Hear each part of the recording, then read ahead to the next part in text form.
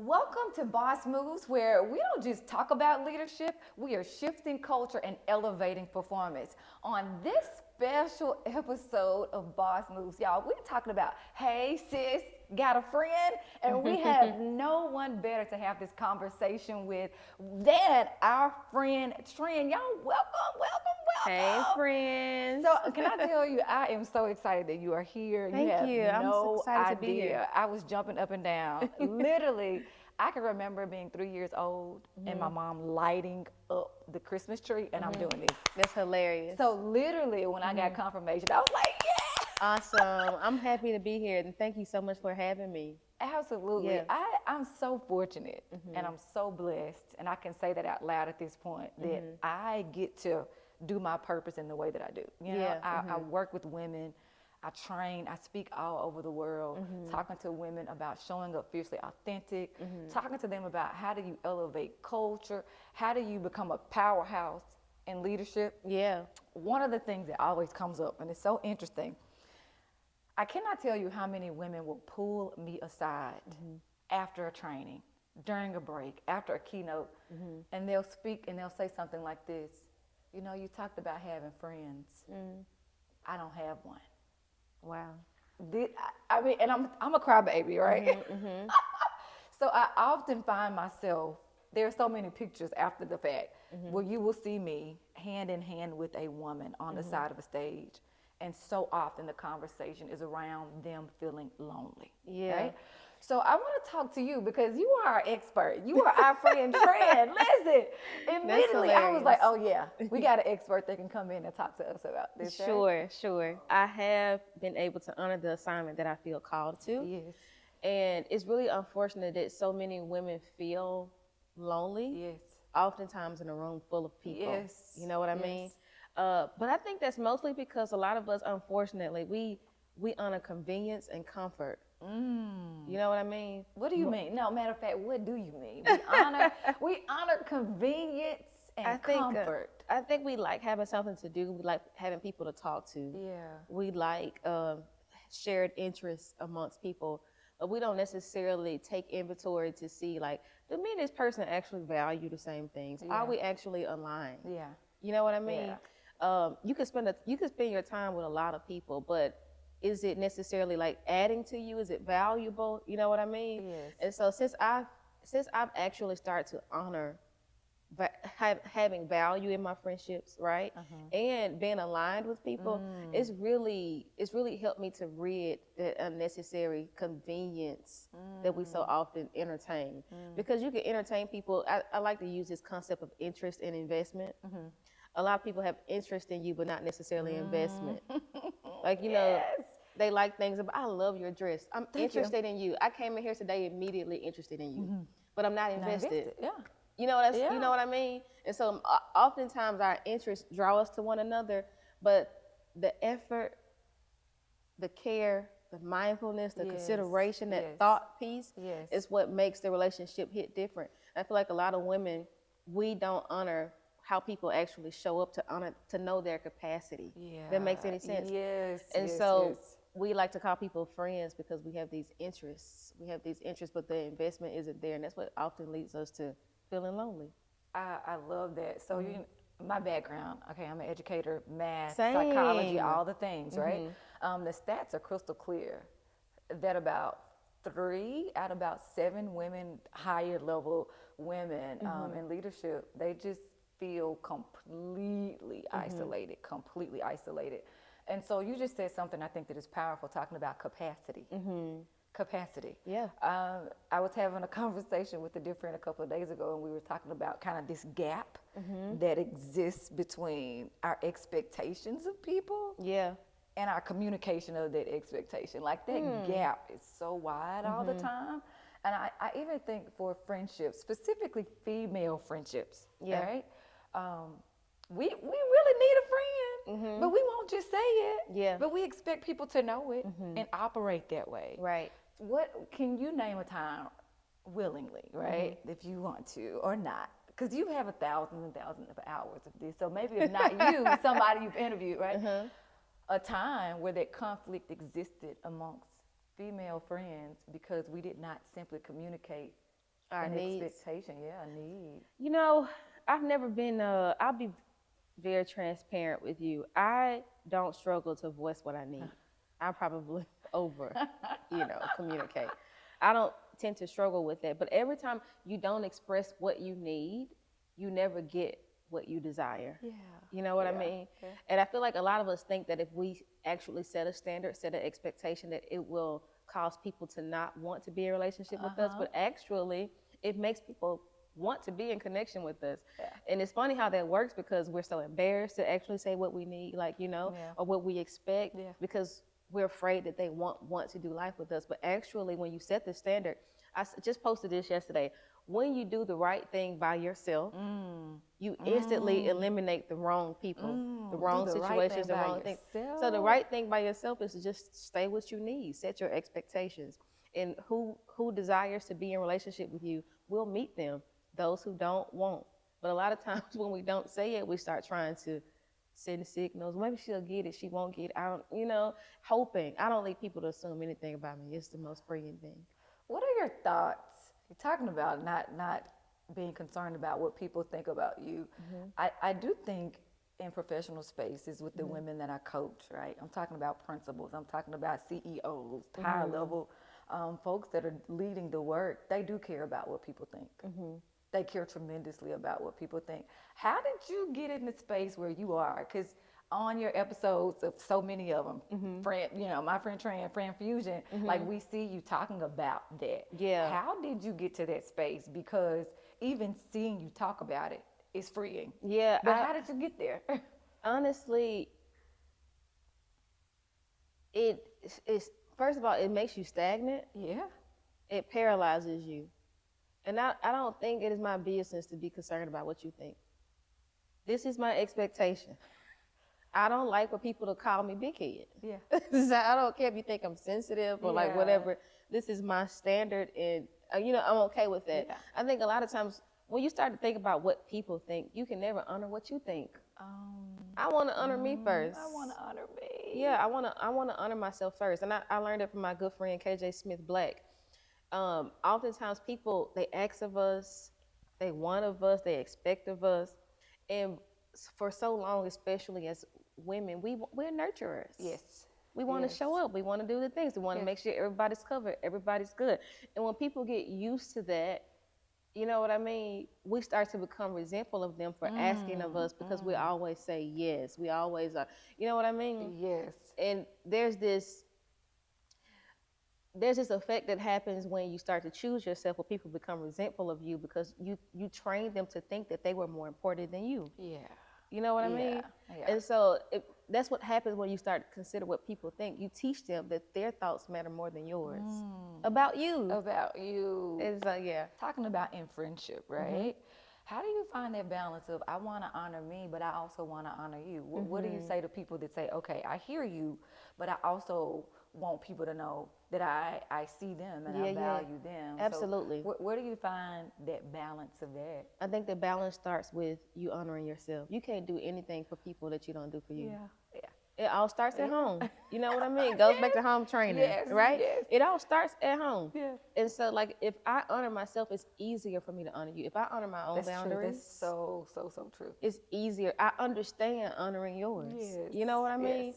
If I meet my own expectations, I can definitely meet yours. You know what I mean? Absolutely. It's easier to do. And so I feel like a lot of us too, we struggle with boundaries from other people. We see it as a way that they're trying to keep us out, but actually they're trying to keep the relationship well and healthy, safe, right? And enjoyable and safe and all these things. But I think that's also a signal to us that if somebody else's boundaries make you feel some kind of way, I have to question if you honor your own. Do you have any for yourself? Yeah, it all comes back to self. You cannot have a relationship with anyone else, a healthy relationship, if you don't have one healthy with yourself. I love that. So my best friend, Beth, she is, a licensed marriage counselor, therapist, all the things, right? And one of the things she says all the time, and we laugh because the way she says it, like we just talk, boundaries, you can get it, and you can get it. Everybody can get it. From mama all the way down. Everybody. She often says that. And I just think it's one of those things that it's easier said than done for a lot of us, because we have trained our own selves, like you said, that we come last. Yeah. We've trained ourselves. And we've trained ourselves to think that people don't want that. And because we want people more than we want ourselves. We're like, okay, well, let me just, I don't want, anyway. Yeah. And you live like that, you have the result of that. So why not do something different? You know what it's like to please people. Yes. You might as well discover what it's like to please yourself. Along these same lines, right? Many of us treat friendship like it's optional. Based on the research, women have a 60% longer longevity in life because of friendship, because of meaningful, not just numbers. Because I think we get quality and quantity mixed up tremendously, right? Yeah. But what do you say to women that are like, is it optional, or is that really a need? How do you work with people, and what's your word of encouragement to people that right now their mind frame is #I don't need nobody, because it's a woman's world, and I'm a survivor. I'm not, we're in this era where it's I can be successful alone.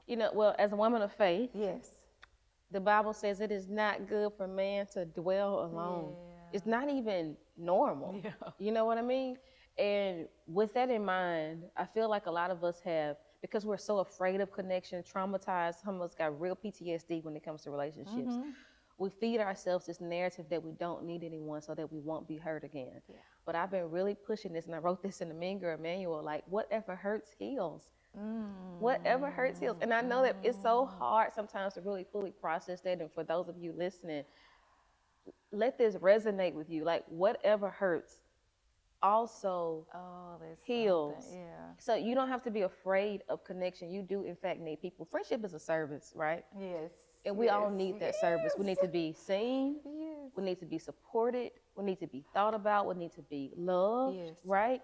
And when you don't have that, you feel that. Like you feel the deficit. You feel the lack of not having the right people around you. But I think the thing is, a lot of us don't want to admit is that it's not that I just can't have it, or I don't have it, or I believe friendship is unnecessary. I don't have it because I don't want to give it. Ooh, so let's pivot there. What does it mean to be a good friend? So full transparent moment. Like, I am a divorced woman who has been intentionally single for a very long time, and people ask, "So why?" Listen, I understand what it takes to be a phenomenal partner. Yeah. I don't want to put forth the effort. Now I'm in a different season now, where it's like, okay, yes, I'm ready. I'm ready for the effort. I'm ready. But like, for a very long time, it's been intentional that, like, no, I understand what it means to be a phenomenal wife, to be like, I learned the hard way, the easy way, the bad way, the all of the way, right? People would say experience is a teacher. I argue that reflected experience is a good teacher, right? I agree. So when looking back, I see the mistakes there that I made in that relationship. I see the opportunities, and so I'm better for it. We're talking about friendship and healing. What does it take? Because you just said something powerful. You really don't want to be a good friend. No. But what does it mean to be a good friend? I love to teach people that friendship is a service, because people think that friendship is only something that people should give to us. And we have made reciprocity this big thing. And reciprocity it's just appreciation. Yeah. It's just like, I show up for you because you've shown up for me, right? Yeah.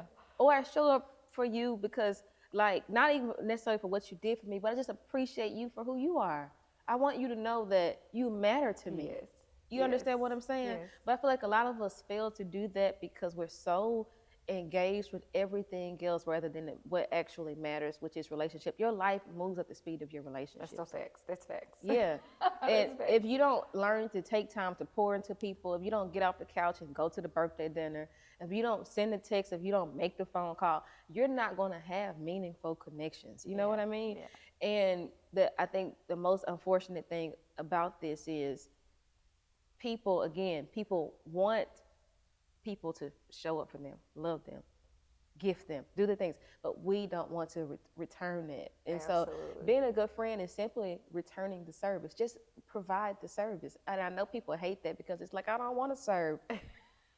That's how friendship works. That's how it relationships works. work. Yeah, You have for to, sure. you You have got to to serve. serve. You must You have serve. to serve people. And so, if that means showing up for your friend, this is another thing about women too. We're so, I don't know. I don't want to drag us today, but I will say, It's okay. This is transparent space. We're trying to help we somebody today. are possessive, Yes. entitled, Yes. Yes. right? And it's like, well, Lamont, she doing too much now. She got her little pie, you see that? I'm feeling some kind of way. That's how they be talking though, you know? She got her little podcast now. She doing all of this because anytime you start to grow, people call it Lil. That's how you know you evolve. But those who are paying attention, Lil. that's how you know you evolve when they call it Lil, okay? Yeah. So they need to minimize it. So she got her little podcast. She doing all this. She's too busy for me. She don't be texting me back. Instead of just saying, Lamont, shoot me the address to where your family's today and send her some lunch. Yes. We always want people to do the work. Why don't you sometimes reach out? Why don't you show up? Why don't you know what I mean? Yes. I think because we don't even honoring people's capacity. Yes. You may not be in a season where you can, go out every Friday night. You may not be in a season where you can, like I got a toddler, right? So I'm not in a season where I can make every girl's trip or whatever it is, but I really appreciate the friends. It's like, if you're at home today, I'm gonna come sit on the couch. Yes. Just spend time with me and watch Miss Rachel. So I feel like honoring people's capacity is so important to keep and maintain healthy relationship too, because sometimes we're resentful about things that don't require us to be resentful. Just show up. Instead of you being mad that she didn't call you back, go support her. Go see if she needs something. Just serve. Just serve. Yeah. Just serve. It's powerful. So you had a post yesterday talking about adult female bullies. Ooh. What made you post that yesterday? And what do you mean when you say adult female bullies? So, I tell women, research is crystal clear. Women who sit in leadership are treated differently than men who sit in seats of leadership. Oh, right? yes, the true. research, we don't even, it's crystal clear, but we feel it in action. So you got research and you got reality. Yeah. And oftentimes women who are assertive in leadership, I'm the boss educator, and I tell them that means bold, optimistic, spontaneous, and substantial. But it's another B word. It's another B word. Okay. That's hilarious. It's another B word. Talking about adult female bullies, what made you say that? Because I will say there are some adult female bullies. There are some in friendship, there are some in the workplace. But yesterday you posted that. What made you post it? And what's the whole gist of it? What was your purpose yesterday in talking about adult female bullies? So I recently released hard copies of the Mean Girl Manual. Okay, we're going to get into it.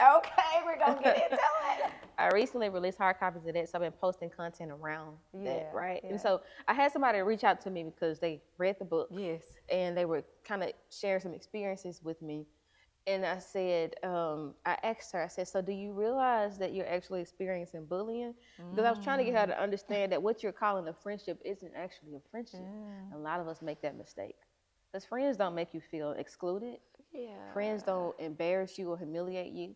Friends don't, it's enjoyable to be with them. You don't leave them feeling drained and sad, honestly, and all these things. You don't leave them feeling bullied, And so with that in mind, I was like, I'm taken to the internet with this because a lot of people actually do experience this as adults, but it makes you feel like you're crazy because you're in your adult body, you're a full-grown person, you're thinking about your age, and you're like, I don't want to say this because people are going to think I'm sensitive, or I'm not mature, and all these things, but it's really a real thing. It's a real thing. And bullying as a child may look like somebody pushing you on the playground, but bullying in adulthood is me, you, and Rita, we're all friends. Like, we're the things, right? Yeah. But we're going to exclude Rita, but we're going to sit here and talk about the plans that she's not involved in to make her feel some kind of way. Yeah. You see what I'm saying? Yeah. And so the point that I'm making is when it comes to adult bullying, this is a shared characteristic amongst so many women. And that is we live unhealed. Ooh, and because we live unhealed, we walk around doing life, projecting that onto other people. Oh, listen, me and one of my good friends, we had a conversation about this too, specifically about Black women. And the conversation was there are just so many older, and we were talking about, a specific age bracket of Black women who just are walking around holding on to hurt. and holding on to trauma. Yeah. We're the first generation of women who are saying, I don't want to live like this. I actually do, in You fact. might be right. We're the first women empowerment generation. You might be right that are saying, because I think, even for my mother, and I tell people all the time, my mother is literally one of the wisest women, most knowledgeable. She flips books more than I ever could, even now, But even with her, it's been, you got to work hard, because that's been her mentality. My mother could go home now and not work another day and be fine. But in her mind, we got to work hard. Yeah. I got to take on all the things, all the responsibility, and I got to put them on my back. And I just got to keep, I'm a country girl. In the country, back in the day, I stayed with my Aunt Helen. I didn't go to like regular daycare like your baby, right? I was with her. And they had like farms and fields and stuff. I love it. And something they would say, you gotta hold your row out. That sounds so country, but like, you got to do your work to the end, right? And so I see my mom, that mentality of like, mama, like, no, you could rest, you could come out, like you could, but it's like, no, I gotta keep here carrying it. How do you see that playing in the toxic shift? Because I'd have had a friend that I still to this day get teary-eyed about the fact, like, I don't know where the shift happened, why it happened, and I feel like at one point I was chasing behind, like, girl, what happened? I finally found peace behind it, but that trauma, we hold on to it. How do you see that playing out in relationships turning for Black women? Going from, oh, she was my friend, to even something you just know that, oh, you got that little podcast, oh, you got that, to now it's a bullying. How do you see that, the trauma piece? I think a lot of people are comfortable with us because they see themselves above us. So it's easy to be your friend when you are not doing boss moves. It's easy to be your friend when you are not necessarily becoming. It's comfortable. You know what I mean? But when people aren't secure within themselves, right, the more you evolve, the more triggered they are. See, evolution actually exposes envy. Ooh, say that one more time, because I need the people in the back and all everywhere to get that. No, it's true. Evolution really does. It exposes envy. And it's sad, it's hurtful, because you're like, I've never seen you in that manner. You could have evolved. You could have grown. You could have thrived. You could have done all the things, and I still would have been right here like, that's my girl. But unfortunately, because of people's different things they've experienced and whatever, the lack of confidence, it comes back to that lack of self-awareness, that element of things, that component. Some people see your growth as an attack on their lack thereof. And unfortunately, they're not able to, as adults, they'll go to jail, they're not able to just hit you. And so what they do is they withdraw their support. Like, you don't need my support. You got Trinity on your stuff. Now you don't need me. Or it's the exclusion we talked about. It's the shade disguised as jokes and all of that kind of stuff. That's because what you're doing now, see, the more you align, it's about coming into alignment. The more you align, you start to eliminate people who don't fit into that narrow path that you're about to be on. You understand what I'm saying? So a lot of stuff, I won't even say some stuff, a lot of stuff, it really ain't even personal anymore. Right. I have learned to like leverage the lesson. And it keeps me from being in a place of resentment, because I'm like, that happened to me, they did do that to me, but what did it teach me? What was the lesson? And because I was able to learn that, and now I'm able to leverage that, whether I put it in a book or I talk about it on the show, I'm able to leverage the experience, and I'm moving on. I'm not going to be mad about the things. But when you experience that shift, I trust God so much that some things are not, it's not going to be a fight. It's not going to be a fight to let it go. It's just going to be released from me. It's going to be released, I'm a musician. I play the piano. Cool, me too. Play the piano, and people think, when you're a gospel musician, like you are one track. Like, I am a musician to my core, so I listen to all types of music. One of my favorites of all times is Erykah Badu's Bag Lady. Okay? She says, Bag Lady, you gonna miss your bus. You can't hurry up, because you got too much stuff, right? And talking about meaningful relationships, what is your word of encouragement to encourage women who have been hurt in those adult female relationships, who have kind of held on to that. And it is heavy, right? Hurt is heavy. Yeah, yeah. How do you encourage them to kind of, coming on back to the babies, as Elsa would say, let it go? So I was just sharing the other day with a friend that I've been working on this book, and I'm talking about how as we grow, we also grieve. It's always happening. It's just like in nature. It's like now summer's about to happen. Yeah. It's not my favorite season. Yeah. Right? Really? No. But you style so fabulously in the summer. No. Really? I hate his bugs out. Go back home. Go back home. Freeze them, God. Make That them is die. hilarious. You know what I mean? Like this Yeah. morning, there's a baby lizard in my house. Yeah. I almost screamed at 5:30 a.m. Okay, I'm like, what is happening? You know, like go back. You know, because he's trying to get cool. Yeah. Like, you know, so I hate the summer. So I'm grieving our winter. Yeah. Because we're evolving into the next season. Yes. It's the same way in life. Yeah. You're going to grieve as things change, but you can keep going. I love to tell people this: cry but continue. Cry but continue. You can keep That's going. Powerful. My encouraging word to you is don't stop trying. Yeah. Don't stop pursuing, because you're not going to get the relationships you want, you deserve, or you desire by getting on the fence and saying, oh, it's not safe out there. Whatever hurts heals. And you don't, let me tell you this, I hate to be a preacher. No. But the 3 lepers in scripture, Come on with it. they heal as they go. Yes.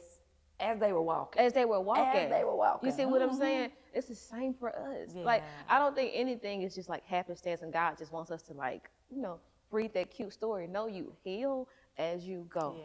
So if you just continue, if you just keep moving, if you keep presenting yourself, if you keep showing up to these events, and sometimes a lot of us are so scared to present ourselves. Yes. But you know, hashtag no, because there's no new friend society. Oh yeah, it's no. Hashtag no new friends out here in the world. First of all, get you a healthy relationship with rejection, because you will be rejected. Okay. There will be some people to leave you on scene. Yeah. I have been left on scene, okay? Yeah. But I've had more yeses, I had more responses than I have been left on scene, right? Yes. I've had more people to say, I'm interested too, than people who say I'm not interested. You know what I'm saying? But you gotta put yourself out there, and you will be rejected. Don't let that discourage you, right?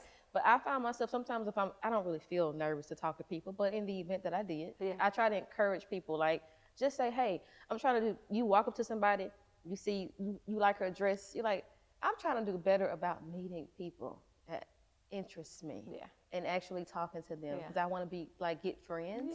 And you will find that most people will say, me too. And then everybody's like, whoa. You know, I'm trying to do better about getting to know new people. You know what I mean? Because sometimes we're just so afraid to present ourselves, but no, present yourself, because you really are that girl. One of the things, you know, in my coaching clients and, you know, in the places that I'm keynoting and speaking now, the things, I've introduced this concept of goal friends. And so many women have taken to it more than I thought. I love that. Goal friends. Goal friends. And I think it's because people have felt alone, right? And so it's this concept of, wait a minute, a friend who, okay, we on a mission, we on a vision, the alignment piece. What happens when, or how do you encourage people when you see, okay, y'all been best friends your whole life. We went to college together. We had our babies together. We got married together, the whole 9, but we at a crossroads. It was Robert Frost, right? We at a crossroads. 2 roads diverged. I'm gonna tell you, there's good and goodbye. Simple as that. Yeah. Simple as that. It really is. Our good. friend Trin. Wait a minute, friend Trin.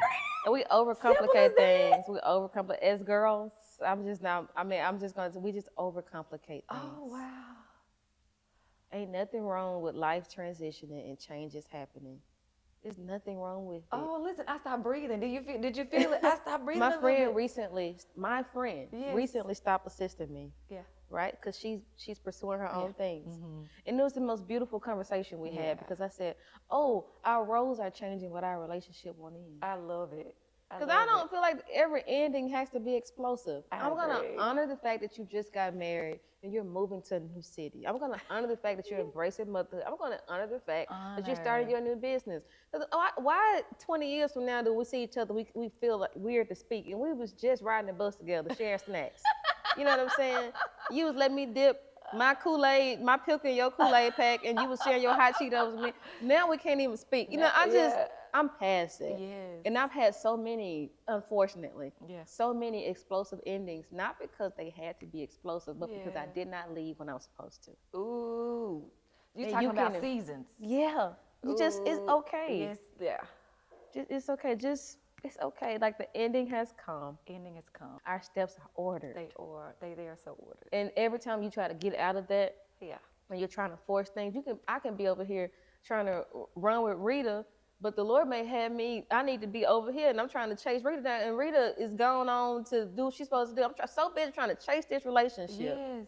That necessarily ain't nothing. It's not that it's a bad relationship. Let me say this.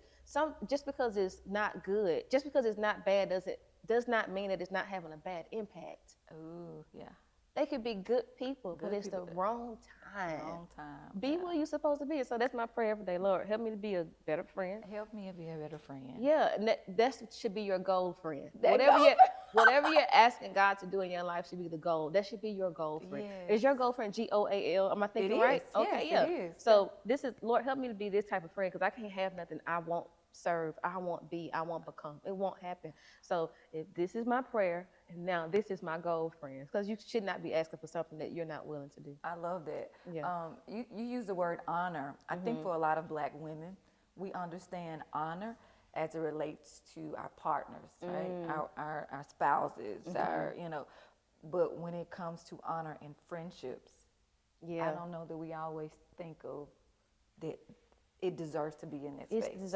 Your friend deserves honor. Talking about friends, the Mean Girl Manual, okay? Why does every girl need to read this? Not just the ones who are like, no, I have 1,000 good friends, or why does every female out here need this book in their closet, in their book room? Because the most common characteristic that all women share is that we choose to live unhealed. And at one point or another, you're going to experience a mean girl. You may even be the mean girl. No, hashtag it's me. Yeah, you may even be. Mirror. It's the truth, especially if you live it unhealed. You may you may be saying your friend competing with you, but you secretly compare your life to hers, and when you don't measure up, you feel some kind of way about her. Yeah, she ain't even doing nothing to you. All she's doing is existing. You know what I'm saying? Existing. And so that's why I feel like every woman needs to read this book, because mean girl behavior does not stop in the hallways. That's at school. That's facts. You're going to meet it. It's going to be in the office, corporate spaces, college, so on and so forth. Everywhere, church. Yeah. Everywhere. That's a whole nother episode. Yeah, because the reality of the situation is unhealed people are everywhere. But the thing that really helped me to become a better person Lamont is, I said, God, help me to not be a person that someone has to experience and then go on a healing journey from experiencing me. Yeah. Let me be a person that when people encounter me, they encounter you. Absolutely. So it's wholeness and not brokenness. You know what I mean? And so absolutely. I've been doing good since I've been praying it.